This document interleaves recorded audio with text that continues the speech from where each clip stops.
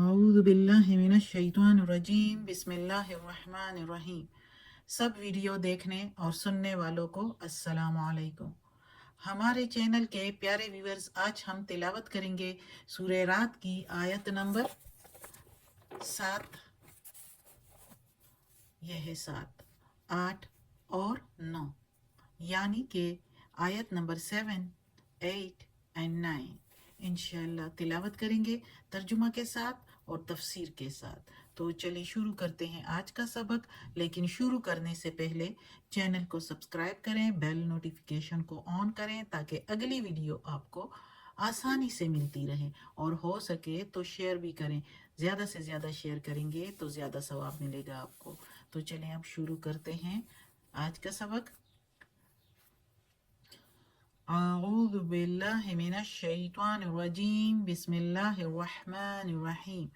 वयक़ूलुल्लज़ीना कफ़रू, वयक़ूलु और वो कहते हैं जो काफिर हैं। वा के मीनिंग और या के मीनिंग हो, यक़ूलु वो कहते हैं, अल्लज़ीना जो कफरू काफिर हैं, लौला उन्ज़िला क्यों नहीं उतरा, अलैहि ऊपर उसके, आयतुम मिर रब्बिही निशानी उसके रब की तरफ से, मिन की के मीनिंग से, तरफ से, और रब्बी ही उसके रब, और ऊपर उसके यानी रसूल सल्लल्लाहु अलैहि वसल्लम पर। इन्नमा अंता बेशक जो तुम हो, मुंज़िरुन वलिकुल्ली बेशक जो तुम हो डराने वाले, व लिकुल्ली और हर एक के लिए, कौमिन कौम के लिए, हाद राह बताने वाला, रास्ता बताने वाला, और हर कौम के लिए एक बताने वाला था, यानी एक रास्ता दिखाने वाला या हिदायत देने के लिए एक रसूल भेजा गया था। अब इस आयत में अल्लाह ताला कहता है कि वो लोग जो काफिर हैं तो वो मोहम्मद सल्लल्लाहु अलैहि वसल्लम के लिए कहते हैं कि क्यों ना कोई निशानी इस तरह की उन पर उतरी कि उस निशानी को देखकर तो हम मजबूर हो जाते और हम ईमान ले आते। अपने रब की तरफ से उस पर कोई ऐसी निशानी क्यों नहीं उतरी, जिस तरह वो काफ़ी निशानियों के लिए, मौजज़ों के लिए अक्सर कहा करते थे। और कुछ मौजज़े तो रसूल पाक मोहम्मद सल्लल्लाहु अलैहि वसल्लम ने पूरे भी करके दिए थे अल्लाह के हुक्म से, लेकिन फिर भी वो ईमान नहीं लाए। तो इसलिए अल्लाह ताला ने कहा, फरमाया कि ये लोग ईमान लाने वाले हैं ही नहीं, तो इनको मौजज़े दिखाना क्या। जो मौजज़े दिखा चुके हैं उसको देख के ये ईमान नहीं लाए। सबसे बड़ा मुआवजा तो ये कुरान खुद है, इसकी ये आयतें कहाँ से आई, इस तरह के किस्से कि इस तरह के अहवाल पिछले लोगों के हजारों सदियों पहले के किस्से कहाँ से आए, कौन किसको याद। नस्ल दर नस्ल भी अगर आए तो कुछ ही नस्लों तक एक किस्सा होता है कि गायब हो जाता है, खत्म हो जाता है। लेकिन अब हमारे रब अल्लाह ताला ने हर किस्सा उसको बाबा आदम अलैहिस्सलाम से लेकर अभी तक जो कुछ भी हो रहा है और होगा, वो सब कुछ अल्लाह को मालूम है। तो अल्लाह तो जानता है, और वो किससे पिछले पुराने पास्ट के इतने सदियों पहले के वो अल्लाह ने बता दिए इस कुरान में। तो फिर क्या, और जो हो रहा है होगा वो भी अल्लाह ने बता दिया है। ज्यादातर जो समझदार हो, इल्म वाला हो, तो उसके लिए ये निशानियां काफी है। इसमें काफी निशानियां हैं, आने वाले वक्त के लिए भी सब कुछ अल्लाह ने बताया हुआ है। तो अल्लाह ताला कहता है कि ये जो काफिर लोग हैं तो ये कहते हैं कि क्यों नहीं उतरी वो निशानी जो वो चाहते थे। तो वो जो भी चाहते थे, कितनी निशानियां दिखाएं, अल्लाह खूब जानता है कि क्या दिखाना चाहिए और क्या नहीं। तो अल्लाह ताला मोहम्मद सल्लल्लाहु अलैहि वसल्लम को आगे से कहता है, आगे से फरमाता है अल्लाह ताला कि बेशक जो तुम हो, तुम तो डर सुनाने वाले हो, यानी जो अल्लाह ताला ने तुम्हें बताया है वही की है कि अगर बुरे काम करोगे तो बुरे कामों के लिए फिर नतीजा भी भुगतना पड़ेगा, फिर उसके लिए दोजख भी तैयार है, और दुनिया में भी रुसवाई है और आखिरत में भी उसकी रुसवाई है। तो अल्लाह ताला ने तुम्हें ये खबरें सुनाने के लिए भेजा है कि तुम एक डराने वाले हो। आगे ये ईमान लाते हैं नहीं लाते, ये अल्लाह का काम है।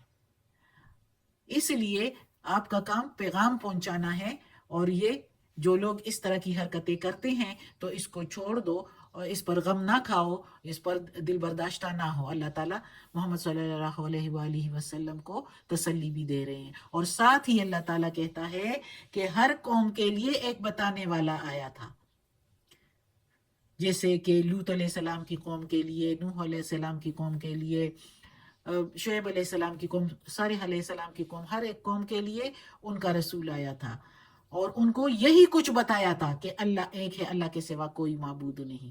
لیکن محمد صلی اللہ علیہ وآلہ وسلم ساری قوموں کے لیے، ساری امتوں کے لیے ہیں، وہ کسی ایک قوم کے لیے نہیں ہے۔ آخری پیغمبر ہیں اللہ کے، اور ساری امتوں کے لیے اور سارے قوموں کے لیے وہ پیغمبر راستہ بتانے والے ہیں، بتانے والا ہے۔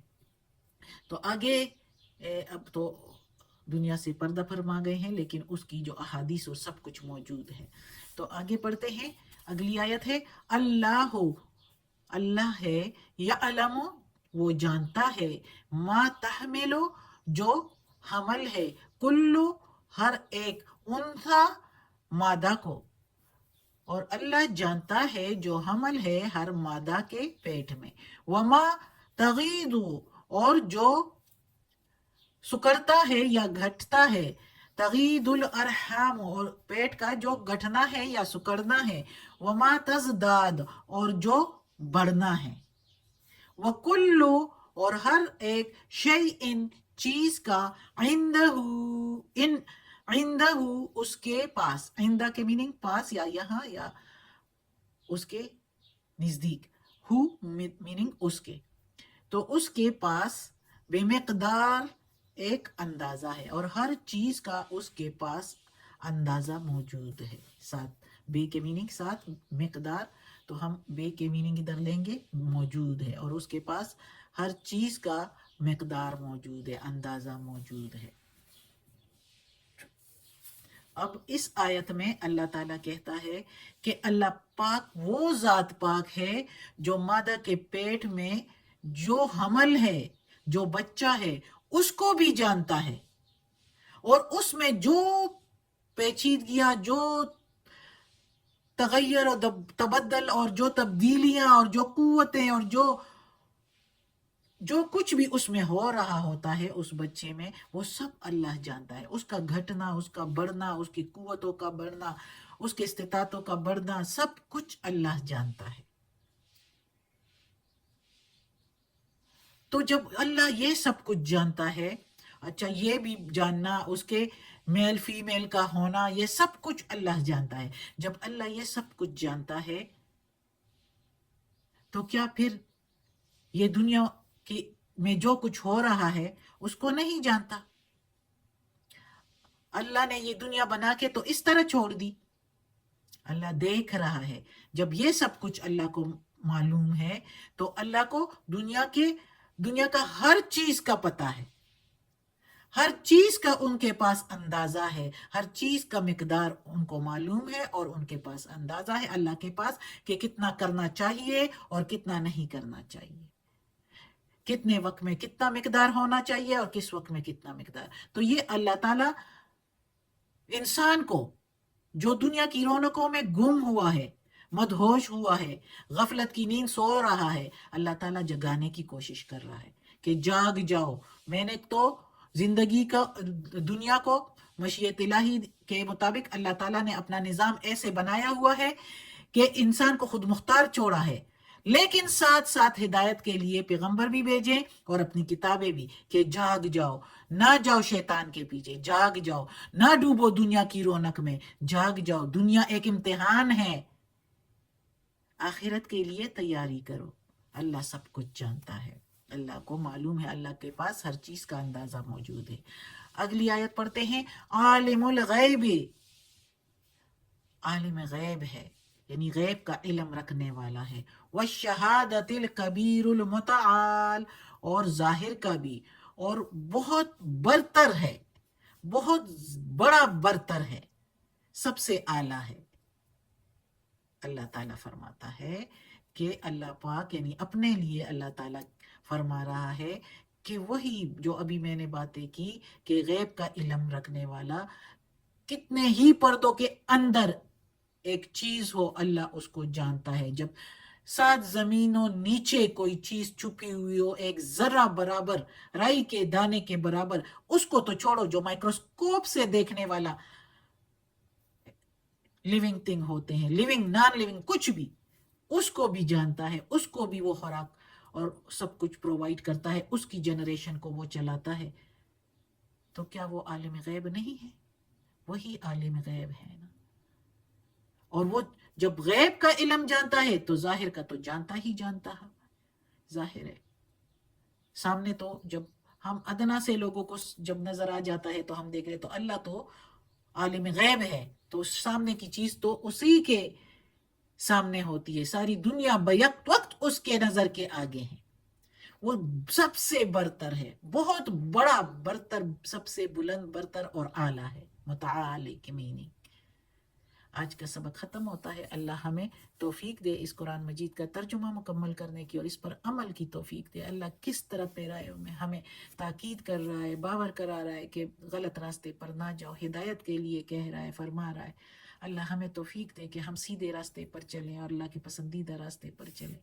सदक़ल्लाहुल अज़ीम। या अल्लाह, या परवरदिगार, या रब्बुल आलमीन, या मालिक यौमिद्दीन, या अला कुल्ली शैइन कदीर। या अल्लाह, ये तेरे कलाम कुरान मजीद की तिलावत की है तर्जुमा और तफसीर के साथ, इसमें कोई गलती हुई हो तो माफ़ कर देना। या अल्लाह, तू माफ़ करने वाला मेहरबान है। और या अल्लाह, इसमें कोई गलती हुई हो, ज़ेर ज़बर पेश में तलफ़ुज़ में, तो माफ़ कर देना और हमें आफ़ियत वाले मामलात दे, हमारी बीमारियाँ, तकालीफ, परेशानियाँ और बुराइयाँ हमसे दूर कर दे। या अल्लाह, मुझे और पूरे जो जो पढ़ रहे हैं, जो जो सुन रहे हैं, जो जो देख रहे हैं, उन सब के समेत या अल्लाह हम सबको अपने नेक और सालिह लोगों में शामिल कर दे। आमीन।